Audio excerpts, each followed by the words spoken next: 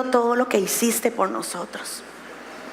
Gracias porque ya nada nos detiene, podemos correr libremente hasta el trono de la gracia. Gracias, Señor, porque ya no hay pecado que nos acuse, porque el pecado fue confesado. Gracias, Señor, porque un corazón arrepentido siempre tendrá acceso al lugar santísimo. Gracias, Señor, te damos porque hoy en esta casa hay querubines. Porque cuando la adoración sube y es una adoración en espíritu y en verdad, hay querubines. Hoy hay querubines en esta casa. Gracias te damos, Espíritu Santo de Dios, por todo lo que vas a hacer. Pon agradecimiento en cada corazón y que hoy podamos recibir una revelación completa de lo que hiciste en la cruz del Calvario. Gracias, Padre, te damos. En el nombre de Jesús decimos amén, amén y amén. Amén. Puede sentarse. Bueno, sigo sorprendida, aunque no debería estarlo, por todo lo que el Señor está haciendo. Hasta a mí me alcanzó la palabra. Cuando se da palabra, nosotros nunca pensamos en nosotros. Nosotros solo damos la palabra. Pero hay un mover de milagros en esta casa. Y usted tiene que creer en la palabra. Les voy a contar. Yo siempre dije que quería volver a Israel. Pero el ir a Israel requiere de mucha fe. Muchísima fe. Pues hoy me llamaron y me dijeron, hoy me llamó mi esposo y me dijo, ¿a qué no discernís? Le digo, no. Yo estaba estudiando. Nos regalaron un viaje. Ah, qué bien. Pero pregúnteme a dónde. ¿A dónde? A Israel. Nos regalaron un viaje a mi esposo y a mí, todo pago para Israel. Pero yo no puedo ir. Me lo regalaron para noviembre, pero no puedo ir. Tengo mucho compromiso. Entonces, si Dios quiere, lo pasamos para febrero del otro año. Nos regalaron a mi esposo y a mí un viaje a Israel, todo pago. Dígame si solo Dios puede hacer esto en tiempos de crisis. ¿Acaso Dios se deja llevar por la crisis? ¿Acaso es que el Señor no te puede sorprender con unas de esas bendiciones inusuales al 100%? Al 100%. Bendiciones que usted no espera. Yo decía, quiero volver a Israel, pero nunca se lo pedí al Señor. Yo le pido otras cosas. Yo nunca le pido ni viajes ni nada. Yo le pido otro tipo de cosas. Y será porque nunca le pido estas cosas es que me las da. Y cuento esto porque cuando se tira la palabra profética usted tiene que agarrarla. Y no empiece a pensar cómo, ni qué tiene, ni qué no tiene, porque Dios no le va a dar a usted lo que Él tiene para usted por lo que usted tenga. Amén. Así que agárrese de la palabra que fue dada. Que todas estas adoraciones y alabanzas de fe no pasan desapercibidas para el Señor. Amén. Y te vuelvo a repetir algo y lo sentí muy fuerte en mi corazón. Tal vez usted canta todo está bien, pero usted sabe que nada está bien. Usted sabe que nada está bien. Y el Espíritu Santo ponía en mi corazón en este momento cuando cantábamos que a lo mejor nada está bien, pero usted sí tiene que estar bien. A lo mejor todavía la circunstancia adversa está, pero usted tiene que estar bien. Amén. Porque a un hijo o a una hija de Dios no lo determina una circunstancia. Amén, amén, amén. Vámonos a Éxodo. Éxodo. Capítulo 26. Versículo 31.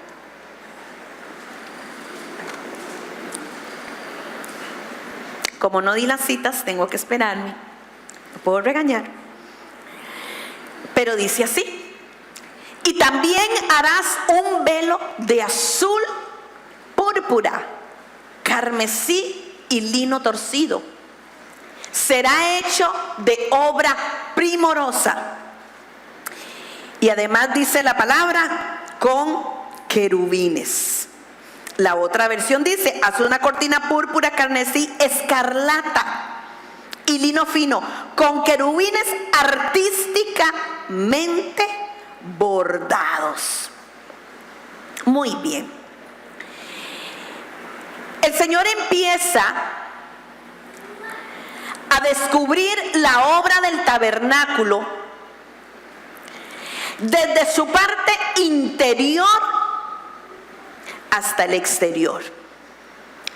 Cuando Dios diseña el tabernáculo y se lo da a Moisés, lo primero que le muestra es el diseño de adentro para afuera. Y estamos estudiando el tabernáculo así como el Señor lo dio. Porque la manera humana de estudiar el tabernáculo es todo lo contrario. Es de afuera hacia adentro. Pero así como el hombre es un ser tripartito, y podemos decir que el hombre es espíritu, alma y cuerpo, así vemos reflejado estas tres partes en el tabernáculo, siendo el lugar santísimo el espíritu, el lugar santo el alma y los atrios serían el cuerpo. El lugar santísimo, como lo dijo el pastor Celso, era el lugar donde se asentaba la gloria de Dios, su presencia. Quiere decir esto, que el asiento de la morada del Espíritu Santo es nuestro espíritu, porque ahí es donde usted se comunica con el Señor. Dios trata al hombre iniciando de adentro para afuera. Amén. Haciendo esto para transformar primero su corazón. Y vemos en la palabra del Señor que el sumo sacerdote entraba únicamente una vez al año al lugar santísimo. Y tal vez si me ponen un momentito lo que les pedí del velo del tabernáculo. Y cuando ese sumo sacerdote entraba una vez al año al lugar santísimo, lo primero que se topaba era con el velo. Era lo primero que él veía. Velo. La palabra perek, con K, perek, que significa separar, significa quebrantar, significa interrumpir. Sugiere algo que se quiere ocultar. Y es que la palabra del Señor nos habla a nosotros de varios velos. Nos habla, por ejemplo, del velo de Moisés. Y dice la palabra que cuando Moisés estaba frente a la gloria de Dios, la cara de Moisés resplandecía, entonces le ponían un velo. Porque cuando usted está en la presencia del Señor y usted se mete en la presencia del Señor, algo en usted tiene que resplandecer, amén. Algo en usted tiene que cambiar. Usted no es ni podrá ser la misma persona. ¿De qué estaba hecho? Estaba hecho de lino fino torcido. Y este lino fino torcido nos habla a nosotros de la pureza moral de nuestro Señor Jesucristo como hombre. Porque siendo hombre, fue tentado en su humanidad, pero no se encontró en él pecado. Amén. No es pecado ser tentado. Muchas veces la culpa viene juntamente con la tentación, pero no es pecado ser tentado. El pecado es caer en la tentación. Diga, bueno, qué dicha. Pastora, ¿por qué soy tentado? ¿Por qué soy tentada? Porque todos somos tentados en alguna área de nuestra vida. Amén. ¿Qué colores pidió el Señor que se usaran en este velo? El azul, que nos indicaba que vino del cielo. El escarlata, porque nació de mujer. Y el púrpura, porque era Dios y era hombre también. Los estudiosos dicen que este velo tenía más o menos 20 metros de altura. Alto. Y que tenía 10 centímetros de espesor. De un grueso de 10 centímetros. Imagínese usted el grosor de ese velo. Para poder enrollarlo se necesitaban 70 hombres. Y Josefo, que fue un historiador griego, que no se menciona en la Biblia porque ni siquiera era judío, es más, yo creo que ni siquiera era creyente, testifica que este velo era tan grueso que ni la fuerza de 2 caballos tirando de él en direcciones opuestas lo hubieran podido partir. Dios moraba en el lugar santísimo, que es el espíritu del hombre. Pero este peca, y al pecar corrompe su espíritu, trayendo muerte a él.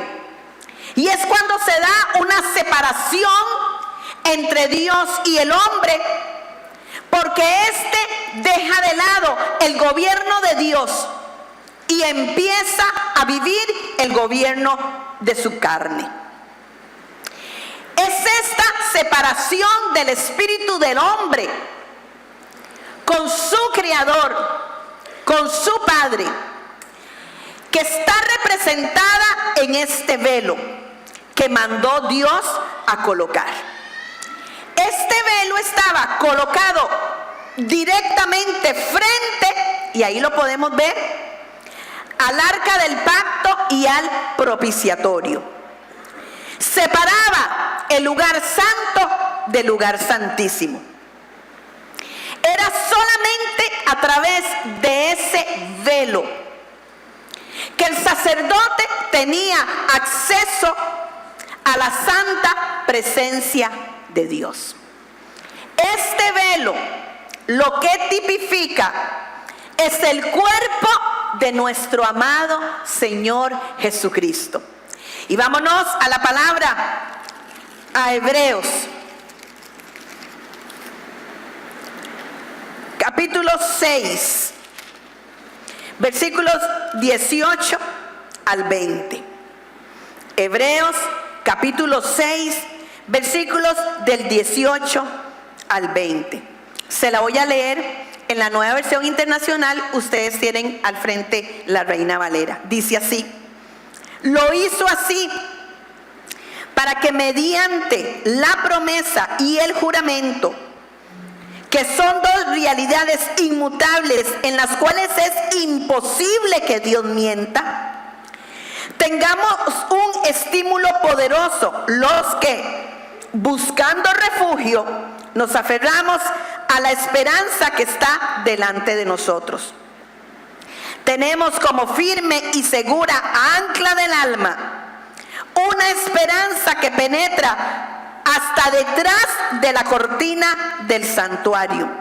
La otra versión dice: la cual tenemos como segura y firme ancla del alma y que penetra hasta dentro del velo, hasta donde Jesús, el precursor, entró por nosotros, llegando a ser sumo sacerdote para siempre, según la orden de Melquisedec. Quiere decir esto, que Jesús atravesó aquel velo. Vámonos a Romanos, capítulo 8, versículo 3. Dice así: por lo cual, porque lo que era imposible para la ley, por cuanto era débil por la carne, Dios envió a su Hijo en semejanza de carne de pecado. A causa del pecado, condenó al pecado en su carne. Entonces, el velo nos habla a nosotros de la separación que se dio cuando el hombre corrompe su espíritu con el pecado. Pero ese velo tipifica el cuerpo de nuestro Señor Jesucristo. Voy a explicar. Este velo podía ser abierto solamente una vez al año. Y antes de abrirlo se tenía que rociar con sangre. El sacrificio de Cristo lo hizo una vez y para siempre. Amén. Usted no necesita más sacrificio, porque el sacrificio perfecto lo hizo Él una vez para siempre por toda la humanidad. Pero antes de que el sumo sacerdote entrara al lugar santísimo, aquel velo tenía que ser quitado. Aquel velo ya no podía estar ahí. Y esto se tomaba como un acto muy solemne, muy solemne de parte de los sacerdotes. Esto nos refleja a nosotros que Jesucristo tenía que ser quitado. Jesucristo tenía que desaparecer, por decirlo así, antes de que el hombre pudiese entrar por medio de la sangre expiatoria en comunión con Dios. Vámonos a Juan 19:15.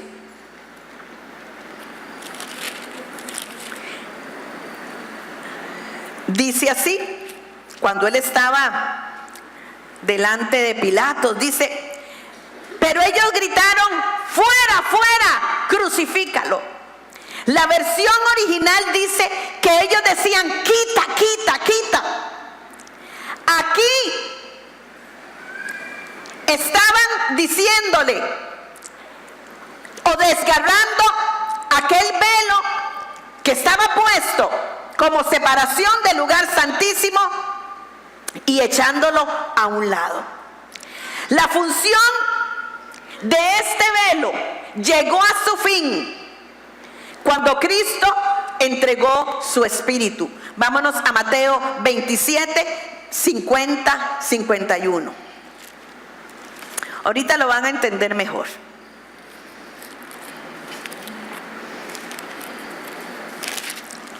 Dice: mas Jesús, habiendo otra vez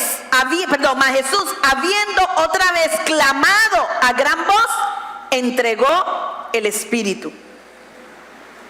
Y he aquí el velo del templo se rasgó en dos, de arriba abajo, y la tierra tembló y las rocas se partieron.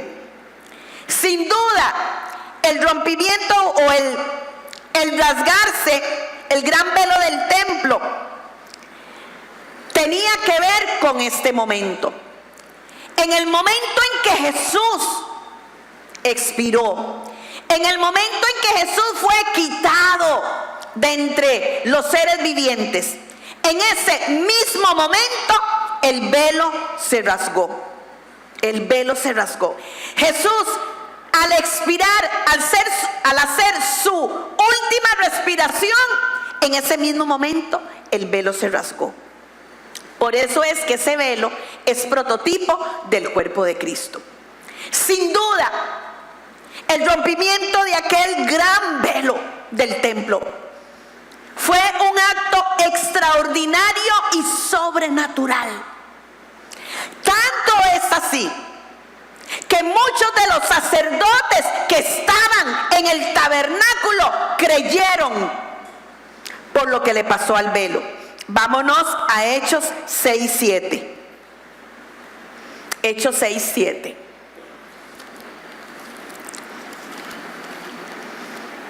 Dice así: y la palabra de Dios se difundía. El número de los discípulos aumentaba considerablemente en Jerusalén, e incluso muchos de los sacerdotes obedecían la fe. Porque imagínese usted ver aquel velo que se necesitaban 70 hombres para enrollarlo, aquel velo que ni siquiera la fuerza de 2 caballos lo podía romper, verlo rasgado, y no solamente rasgado, sino la manera en que se rasgó, de arriba abajo, de arriba abajo. ¿Por qué fue rasgado de arriba abajo? Porque aquel velo fue rasgado por el mismo Dios. La fuerza del hombre no hubiese podido de ninguna forma rasgar aquel velo. Y lo normal hubiese sido que se hubiera rasgado de abajo para arriba. Pero fue rasgado de arriba para abajo. El ser rasgado, el velo del templo, y la muerte de Cristo son uno. Las manos de Dios se extendieron y lo rasgaron hasta la muerte. Pero gloria a su nombre, que esto fue lo que nos ha permitido a nosotros tener libre acceso a la presencia del Señor, en donde Él nos da su oportuno socorro. Amén. Dios en Cristo estaba restableciendo la comunión que se había perdido en el huerto del Edén, no tomándole en cuenta su pecado. ¿Usted entiende esto? ¿Usted entiende que cuando Dios le ve a usted ya no ve el pecado? ¿Ah? Somos nosotros los que juzgamos. Somos nosotros los que condenamos. Somos nosotros los que estamos viendo el pecado ajeno. Porque es más fácil hacer así que hacer así. ¿Verdad que sí? ¿No viste quién vino a la iglesia? Sí, usted vino a la iglesia. Qué tremendo, porque muchas veces la persona a la que más se le ha perdonado es la que más juzga. ¿Verdad que sí? Uy. Pero se rasgó el velo. Por eso decimos que el velo tipifica el cuerpo de Cristo, que como velo tapaba su gloria. Pero veamos qué ocurrió inmediatamente después que aquel velo fue rasgado. Inmediatamente después que Cristo entrega su vida. Vámonos a Mateo. Mateo 27, versículos 52 y 53. Dice así: y se abrieron, voy a ir desde el 51. La pantalla tiene el 51. Y aquí el velo del templo se rasgó en dos, de arriba para abajo. Y la tierra tembló, y las rocas se partieron, y se abrieron los sepulcros, y muchos cuerpos de santos que habían dormido, dice la palabra, que se levantaron. Y saliendo de los sepulcros después de la resurrección de Él, vinieron a la santa ciudad y aparecieron a muchos. Fue tanto el impacto que a nivel espiritual causó la muerte de Jesús. Y fue tanto el impacto del espíritu de resurrección que se derramó sobre la ciudad, que muchos de los que estaban muertos resucitaron. Amén. Pero mire, esta fue una representación de lo que se estaba haciendo en el mundo espiritual. Y es que Jesús siempre hizo esto. Jesús habló de que Él era la luz del mundo y sanó a los ciegos. Jesús habló que Él era el pan de vida y le dio pan a las multitudes. Amén. Y Él, al declararse la resurrección nuestra, en ese momento impacta el mundo físico por lo que pasó en el mundo espiritual. Amén. Así que una vez quitado lo que nos separaba de Dios, quitando las barreras, quitando el pecado que nos acusaba ya sin velos, desactivando el poder de la muerte, fuimos trasladados de las tinieblas a su luz admirable. Usted es luz. Usted es luz. Y donde usted vaya, usted tiene que ser luz. Amén. Ahora, no solo eso, vea que tremendo. Efesios 2. Efesios 2, 5, 6. Le gané. Dice: aún estando muertos nosotros en pecado, nos dio vida juntamente con Cristo. Por gracia sois salvos. Ya hemos hablado de eso.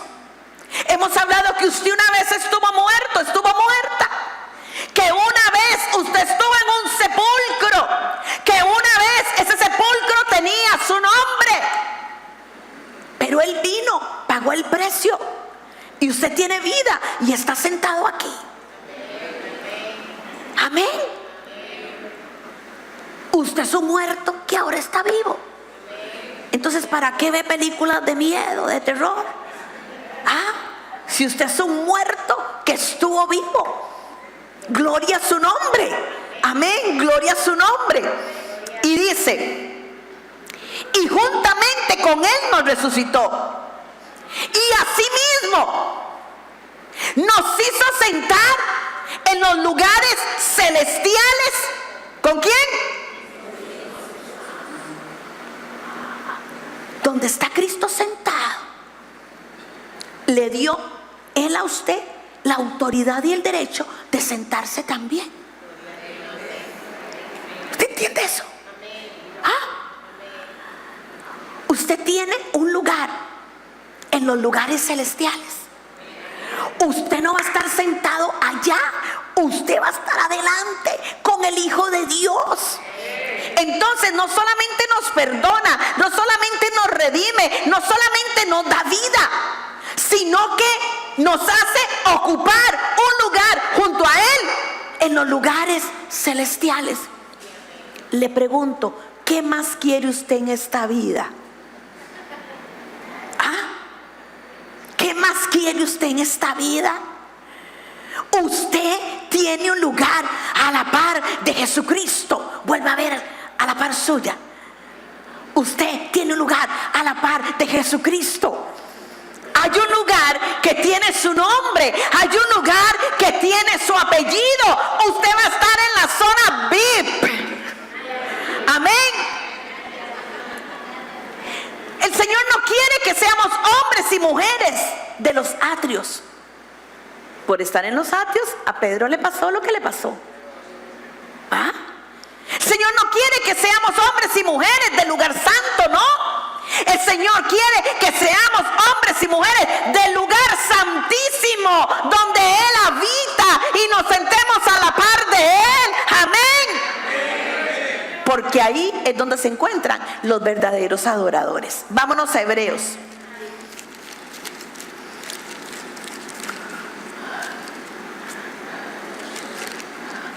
Hebreos 10, 19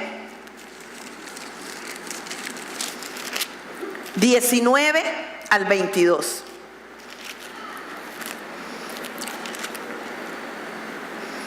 Dice así: así que, hermanos, teniendo libertad, por eso que ya decimos, ya no somos esclavos. ¿Tenemos qué? ¿Teniendo qué? Diga, libertad para entrar en el lugar santísimo por la sangre de Cristo. Ahora no, ¿verdad? Pero tal vez usted ha querido entrar en la casa presidencial. ¿Pero qué le dicen a usted? No, señora, ¿para dónde va? Voy a ir al presidente. ¿Ah? ¿Y quién es usted? Yo soy Karine. Sí, pero qué bien. No, señora, no puede entrar. Pero ahora, ¿a dónde va? Voy hacia el trono. ¿Quién es usted? La pastora Carmen. Ah, sí, hay un campo ahí para usted en primera fila. Amén. Nadie te va a decir no puede entrar. Nadie te va a decir no califica. Dice, así que hermanos, teniendo libertad, porque al que el Hijo libertare será verdaderamente libre. Libre. Por eso no permita que ninguna circunstancia, que ningún problema le robe su libertad, porque fue comprada a precio de sangre.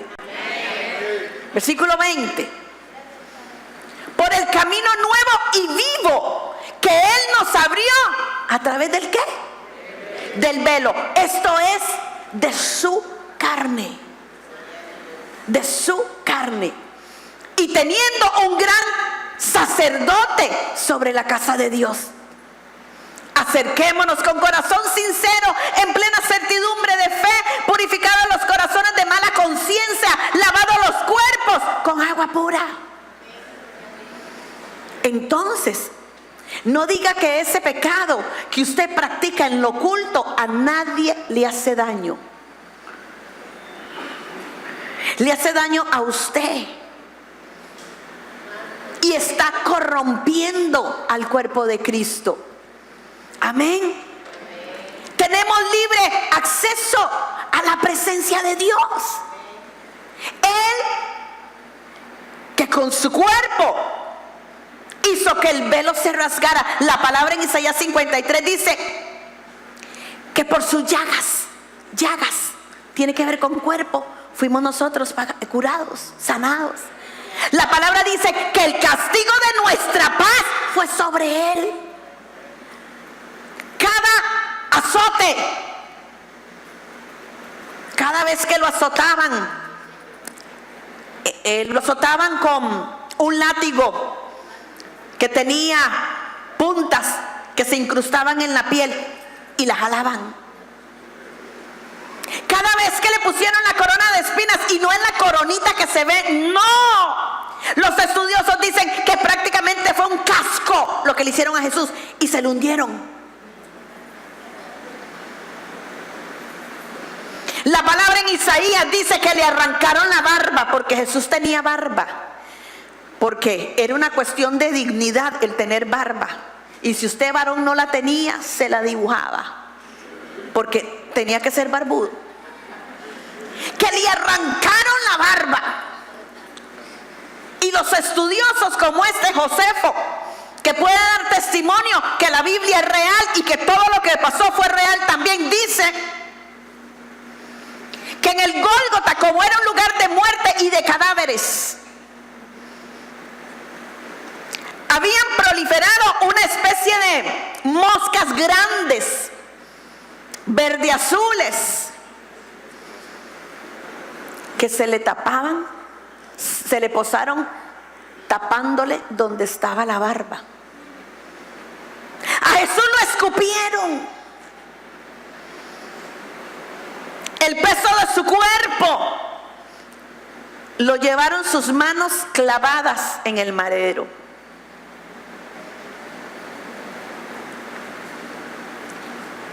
Y le hunden una lanza en su costado para que el velo fuera rasgado, para que usted y yo tuviéramos libre acceso a su presencia, para que nos sintiéramos absolutamente perdonados. ¿Quién se siente perdonado aquí? Entonces no juzgue. No hable de otra persona. Porque qué bonito que es pedir perdón para nosotros, pero juzgar al hermano. Y quiero hablar un poquito aquí del adorno que había en ese velo. Éxodo 26:31 dice que habían querubines bordados. ¿Qué son los querubines? Son ángeles de alto rango. Y los vemos desde el principio hasta el fin de la palabra del Señor. Lo vemos de manera muy explícita en Génesis 3, versículos 22 y 24.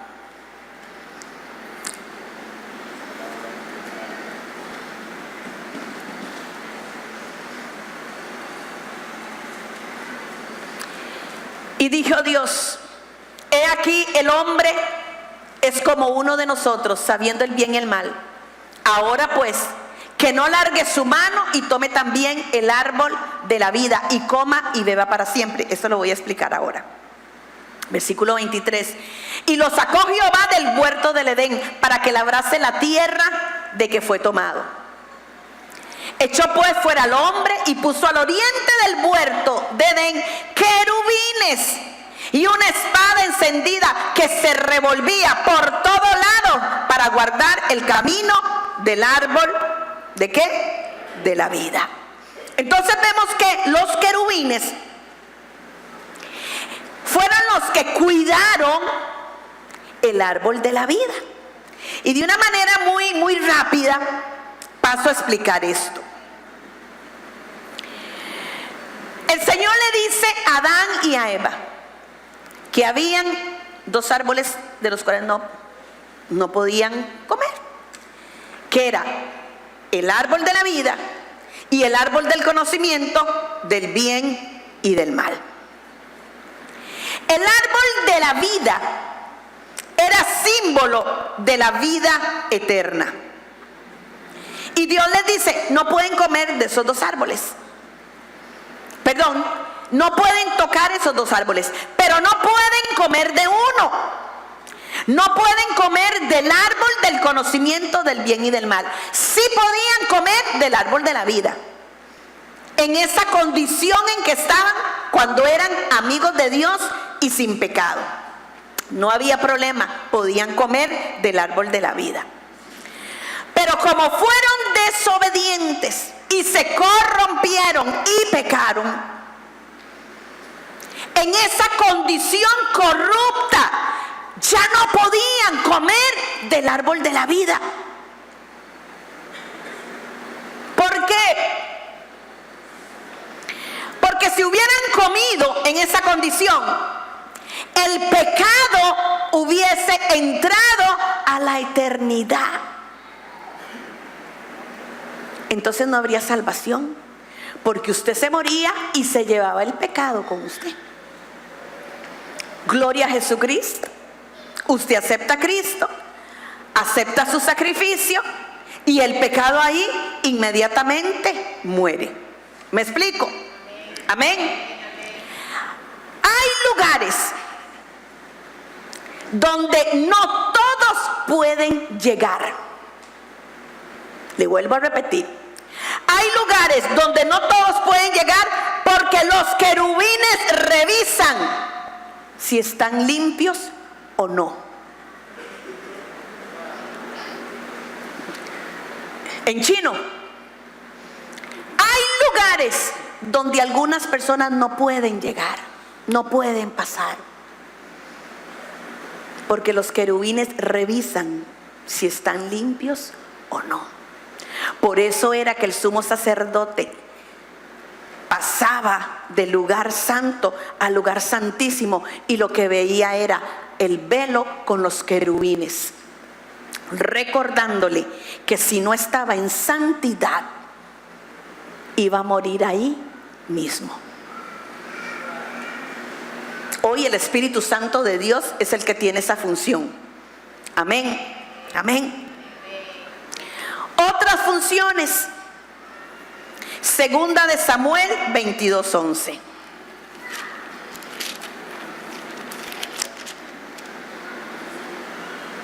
Dice así, Segunda de Samuel 22:11. Y cabalgó sobre un querubín y voló sobre las alas. ¿De qué dice la palabra? Del viento. Esto lo escribe David. Salmo 18:10, que es prácticamente lo mismo. Dice, cabalgó sobre un querubín y voló sobre las alas del viento. Esto lo escribe David. Entonces quiere decir que Dios usa los querubines como vehículo. Apunte, vehículo. Los querubines son llamados los Merkabah de Dios, el vehículo de Dios. Vámonos a Salmo 68:17.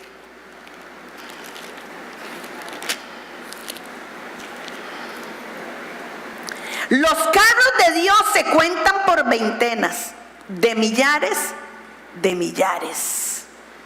El otro dice, los carros de guerra de Dios se cuentan por millares. Del Sinaí vino en ellos el Señor para entrar en su santuario.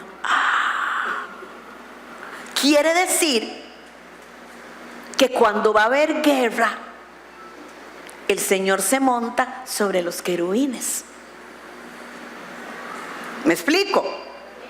Amén. Los vio Adán, los vio Moisés, los vio David. Y Primera de Reyes 2:12, cuando Elías iba a ser arrebatado, Segunda de Reyes 2:12. Y Eliseo sabía que su mentor se iba a ir. Y vemos que Elías le dice, voy para Gilgal, voy para Jericó, voy al Jordán. Y Eliseo le decía, vive Jehová y vive mi alma que no te dejaré. Y cuando Elías le dice, ¿qué quieres? Yo quiero de ti la doble unción. Si me ves partir, la vas a tener. Viéndolo, Eliseo clamaba, Padre mío, carro de Israel y su gente de a caballo. ¿Cuál fue ese carro de Israel? Los querubines, los Merkabah, el vehículo de Dios. Estos querubines tenían 4 caras. Vamos a Ezequiel 10, 14, 15.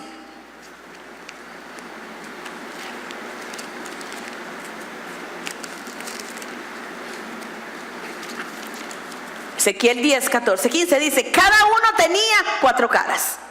La primera era rostro de querubín, la segunda de hombre, la tercera cara de león y la cuarta cara de águila. Y no sé si tienen lo que les pedí, porque vean qué interesante lo que Harold, la imagen del tabernáculo y cómo se colocaban las diferentes tribus y cómo en ese orden aparecían la cara de los querubines. Esa no es. Entonces tenían cara de león, cara de buey, cara de hombre y cara de águila. Eran seres cuadridimensionales, 4 dimensiones. Estas 4 dimensiones nos señalan Los 4 aspectos de Cristo en los 4 evangelios. Cara de león, el evangelio de Mateo, que presenta a Jesucristo como el león de la tribu de Judá, como el rey.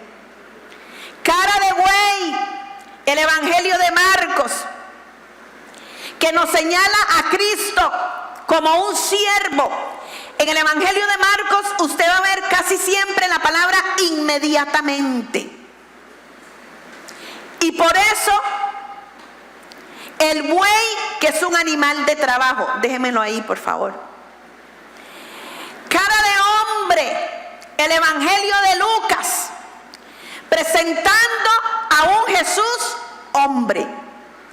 Y cara de águila, el evangelio de Juan, que es el evangelio más elevado, por eso un águila. Si ustedes ven en esa imagen, el puntito que ustedes ven adentro es el arca. Y lo que ven acá y acá es el orden en que marchaban las tribus de Israel. ¿Qué es lo que usted ve ahí? Una cruz. Una cruz. El orden de marcha que se da en el desierto, visto desde los aires, es una cruz. Y podemos ver que encabezaba Judá con el estandarte de león, la tribu de Dan con el estandarte del águila, la tribu de Rubén como un hombre y la tribu de Efraín como un buey. Entonces vemos en el orden de marcha que ahí estaban presentes los querubines con sus caras. Qué lindo, ¿verdad que sí?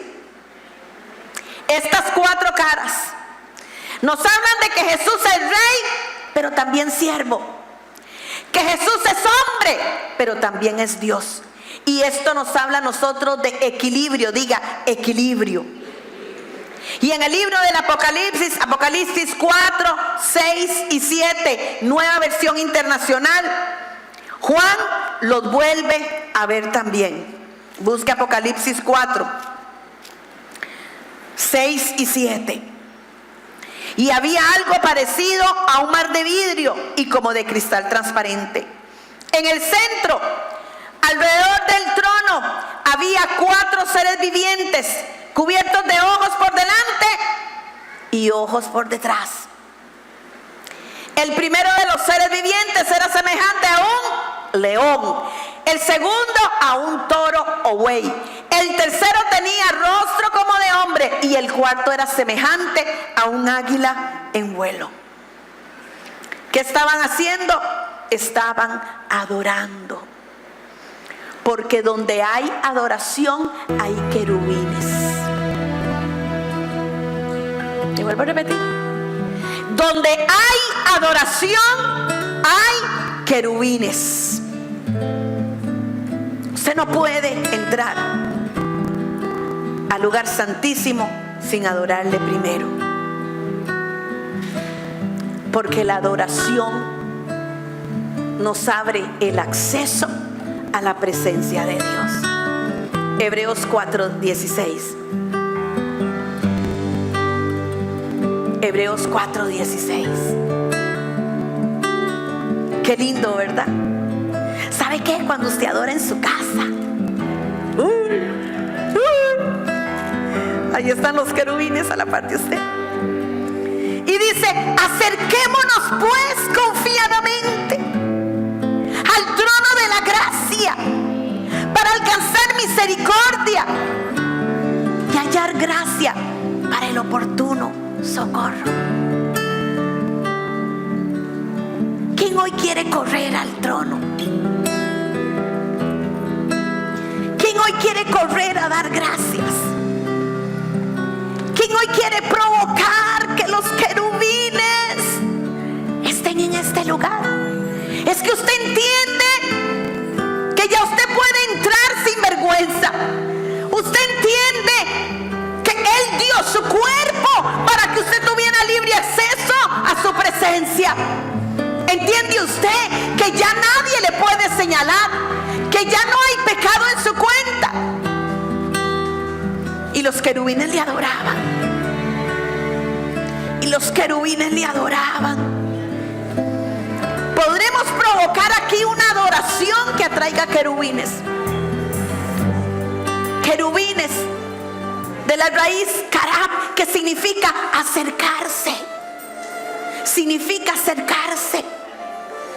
¿Por qué usted no se vuelve un querubín? Dándole a él una adoración que ni en el cielo se le da. Amén. Usted no necesita mucho para traer la presencia celestial. Es adoración.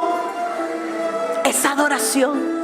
Y al que es 3 veces santo. Adoración en espíritu y verdad.